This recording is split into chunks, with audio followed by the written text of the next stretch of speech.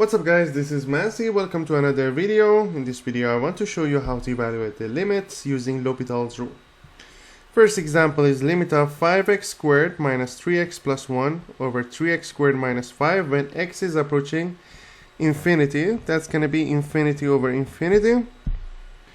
It means that we need to use the L'Hopital's rule, which means that we need to find out derivative of numerator divided by derivative of denominator. So that's going to be 10x minus 3 over derivative of denominator, which is going to be 6x when x is approaching infinity.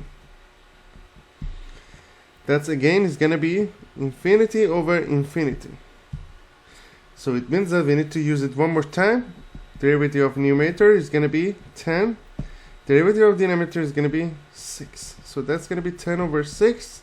Or when you reduce it, is going to be 5 over 3. That's how we use the L'Hopital's rule in order to find out the limit.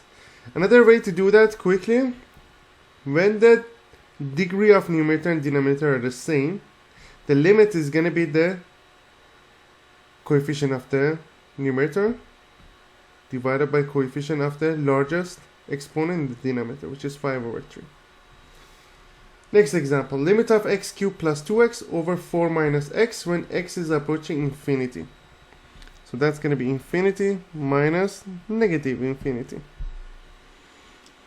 So we need to use the L'Hopital's rule. Derivative of numerator is going to be 3x squared plus 2 over negative 1 when x is approaching infinity.